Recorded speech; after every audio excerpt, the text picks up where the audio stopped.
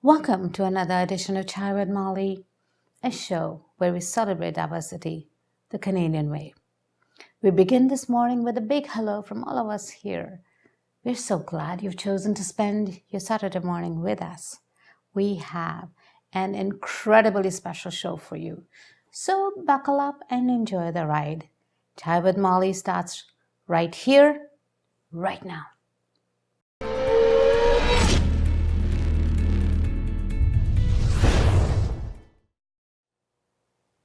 Music festivals are vital to the economic health of any city.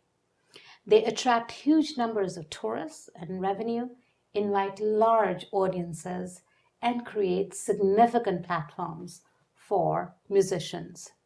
Music festivals also build city brands. One such incredible music festival is taking place tonight. To give us more details on the festival, we have in our studio some wonderful people.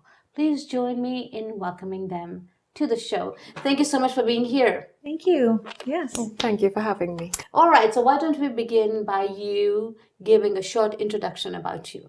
I am Kama Ramsey. I'm from the Caribbean, Trinidad and Tobago. Yes. Okay, and you?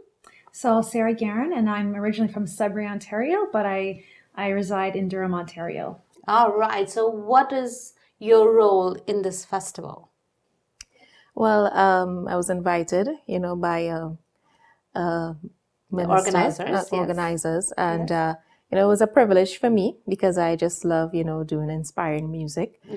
So I came from Trinidad and Tobago. Beautiful country. Yes. I've been to Trinidad. Wow, it's Yes. awesome. And, looking forward to have you there with us as well. Come enjoy the sun and the seas, Probably we could take you around and, That would be great. Yes. I'd love to come back again. Yes. So All right. And what type of music? What genre? Is it calypso or really? Well, for me, my style.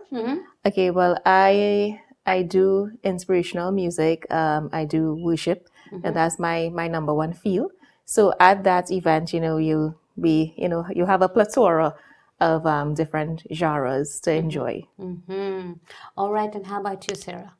So for me, it's so I do Christian contemporary, gospel, but I've always been, singing all my life. So this is going to be an amazing time to be able to, to express that and to be able to showcase, the talent and Local talent. the local talent. As well as talent from abroad. Yes. See, that's why it's so important to have festivals like these, right? Because they just attract people Yes. from all over. And now everybody knows about Brampton, I guess, yes. in Trinidad. Yes, they do. Yes, because normally people only talk about Toronto. Yes. Yes? Yeah, exactly. Okay. I think it's good to be able to showcase, the talents from every location. I know we have other artists that are coming as well. Who else is going to be there? So Brennan Roberson's from Chicago, Illinois. We have Terry McCallman from Dallas, Texas, and obviously Myself. All right. Yeah. So how many people do you expect to be there? Approximately. I mean, I would say roughly around 2,000 people. Yes. 2000. okay. Yeah. Wow, that's a good And we have number. space for more as well. All, Okay. all are welcome. Yeah. Everyone is welcome. Yes. Okay. And why do you think it is important for people to attend events like this? Well, I believe in a society that we live in today. We could say more or less, people are running out of hope. They're looking for refuge. They're seeking refuge in all the wrong places, if I should say. And I believe that there's something very special at this event. I believe that every person that is going to be on this cast has something special to bring. offer. From ages as young as 1 to 99, and plus, we have different styles, as Sarah was saying. And then, we have, of course, Terry McCallman, classical. Then we have Brandon Robertson, modern.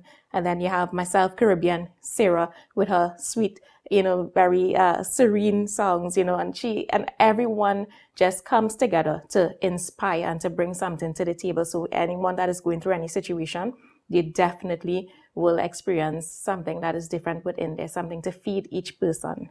All right. So what I'm hearing you say is that there are many, many events that are going to be happening in the city. Probably a whole lot of other events will probably be happening that evening as well. People should choose to come to this festival because this is a different event. Yes, it is. And for all my viewers, I myself am going to be there. So if you're planning to be there, please look me up. Yeah, because I look forward to being there because this is really something that, from what I hear, is going to be a really great event. Okay, so why don't you talk a little bit about your journey? What got you to be here? Well, Obviously, you started someplace and then you've decided to follow this path. So what got you started? well, I always had a love for music, always experimented with music, always had a passion, for helping persons, and I know that there's different genres of music, but there's something about, doing what I do, which is my first love, which is worship. I decided to go on that path of worship. And then on my journey, I was ministering at a church in Trinidad, and I met Pastor Colin, and he saw me there, and I thank God for there's something called destiny. At that point in time, it was the right time, and he invited me to be here in Canada the first time, and then the rest was history. So it's a really, really wonderful journey. That I am on right now, and I'm just really grateful for that. Okay, how about you, Sarah? So for me, I've always known that I wanted to do worship, to sing, to express the passion that I have within me, and and very similar experience that Karma had. Like I met Pastor Colin at an event because I usually travel and I do events on my own. But I met him through a good friend of mine who I was helping out, and the rest is history at that point. So all right. Now, for a lot of people, things just don't happen just like that. No. When you met Pastor Colin, you had already been established by then. What are some of the challenges that you've had along the way? Okay. I think one of the major challenges that I live in a different country, and we are so far apart, so sometimes if it is we need to connect, it's not always easy even traveling to come here, always have to go through, certain things with travel documents and having stuff checked, passport renewals and so on. But in all of this, it has made me increase in my faith, and I had to develop a different mindset because you have to be strong. So in all these things, I think it's a positive challenge, I would say, because it made me a different woman today. So, all right. How about you? I think for me, it's just the challenges that I face. Being able to I'm full-time, worker, full-time mom, full-time and trying to, do the passion that I have, like to try to be able to have the time to do this and to be able to spend time without, just to kind of have that balance with the family, with work is very challenging. But I know that for me, that in order for you to pursue something that you're passionate in, you have to sacrifice something. It comes with sacrifice. Very important. So to pursue that passion, and also what's really important is having the support behind you. So my family, my husband, they're very supportive of, my endeavors to pursue this passion. And I think that's very important to have, your family behind you supporting you, because it's not easy. It's not every day that somebody can wake up in the morning and say that I'm doing something that I love to do. You know what I mean? Like how many people out there are doing what they really love to do in their life? It's very seldom. So when you have that opportunity, you take it, you hold on to it, and you run with it, because you don't ever know when you're going to get your next chance to be able to do something that for the rest of your life that you're going to love to do. All right. So look at the camera and talk to our viewers and invite them to this festival, because what would you like to tell them? Why should they be choosing your festival over any other event that is taking place in the city? Why don't you go first, Sarah? So I think it's a great opportunity to, we have amazing talent that's going to be here at this event. You know, who knows if they're going to be there again, but we want to be able, you want to be able to take advantage of this opportunity now to see these folks that are going to be there, just at this event and, you know, giving all they have into singing and worshiping and to be able to bring in an amazing experience all around. I think it's a great opportunity. And I know a lot of people are looking forward to seeing a lot of the artists that are there tonight. And unlike the normal events that you see in Toronto every day, like those artists are famous. These people are always getting shows, always being promoted. But this is a time where you want to come out and see talent that you've never seen before. So come out and enjoy this time because you never know when you're going to be able to get it again. Okay. Yes. I think, you know, whoever is listening is not by chance, you know, that you're viewing this right now. And I think that coming to this event, you're going to make a positive investment in yourself. You know, so you're going to learn, you're going to grow in many different ways, you know. So I think, you know, it's a wonderful opportunity for you to just, you know, to be free, you know, and to express yourself however you feel, you know, and just exhale. You know, it's a lot of times, you know, we don't have balance in life. You know, you're busy, maybe having some issues and so on. Just come out and make this positive investment in yourself. All right. So most of all, I myself, I'm going to be there. So I want you to come out. And when you are there, make sure to come by and say hello to me. All right. So thank you so much for being here. I look forward you. to being there A tonight. pleasure. Yes. And you don't go anywhere. We have lots more for you.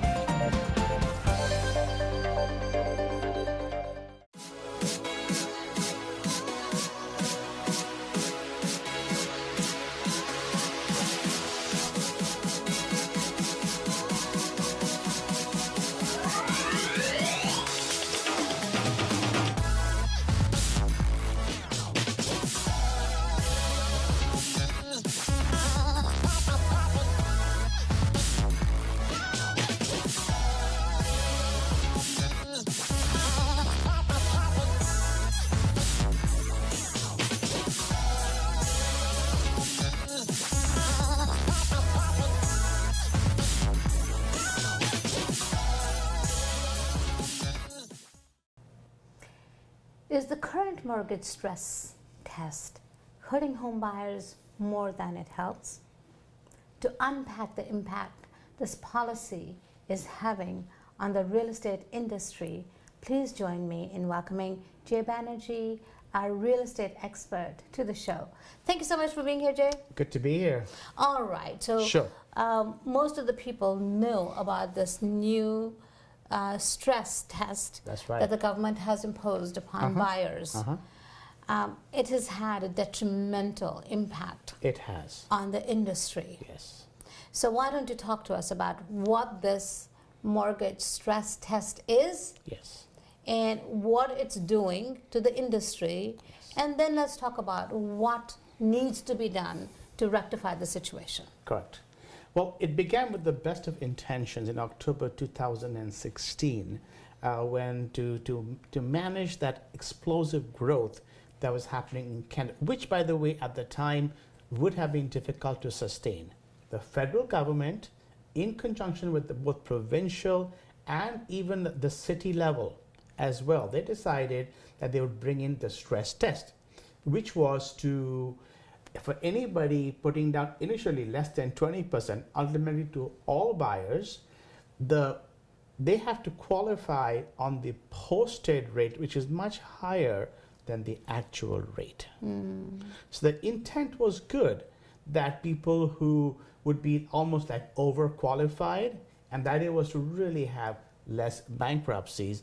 Not that we were having much, but they feared, which is a fact. If things had gone on as planned, as it was, things could have crashed. However, it got a little bit too far.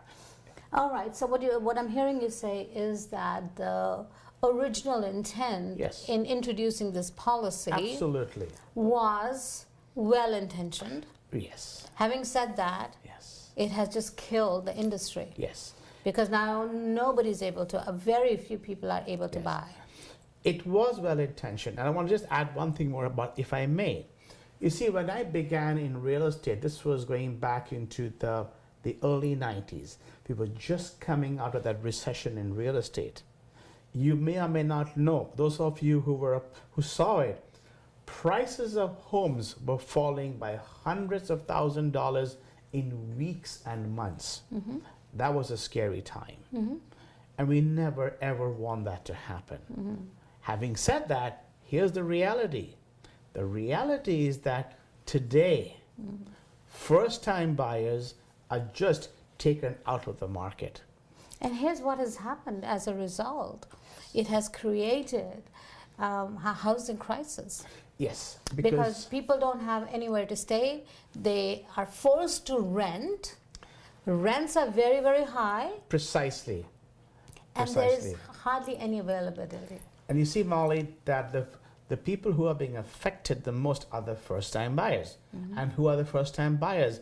Mostly the millennials, not always, new Canadians too. So millennials, they want to own their home. Everybody they want to does. plan their future. So you hit the nail on the head that as a result of this, they're forced to rent. So there's a huge uptick in the rental market. 10% per year, even more sometimes than today the real estate market. So if it's not one, now not only can they not buy the home, but they can't afford the rent. And here's the other problem. Yes. right? When people buy homes, look at the money that is transacted. How much money, changes hands. Yeah. That's number one. Number two, homeowners pay taxes That's right. that usually run the municipalities. That's right. Right? Otherwise, how do you run municipal governments if people are not paying Yes. any taxes? Yes. Now, if everybody is renting, Yep. where is the money coming from? Exactly. All right. So, what are some of the recommendations that you would, as a real estate expert, Yes. what are some of the recommendations that you would like to come up with Sure. that can be implemented Sure. almost immediately? These are some of the changes Yes. that have to be made. Okay. So to make that, have it make sense, let me explain to you what the federal government has done and what I feel needs to be really added to make the difference. And I'm talking about markets like Toronto, Ottawa, Montreal, even out in Vancouver. So back when the budget came out a couple of months ago, the federal government said for the first-time buyer, they're going to do a 10%, 5 to 10% equity sharing. In other words, if you're going to buy a home for, say, $480,000, which by the way is the limit, a home for $480,000, they will give you a $48,000 equity. In other words, they will loan or give you towards your house $48,000. That's huge. The problem with that is, where do you find a home in Toronto, GTA, even Ottawa for $480,000? You can't even buy a condominium in most Exactly. places for that price. So what I feel is that the government needs to just get out of this industry. They need to let the market decide, make it easy for people to buy homes.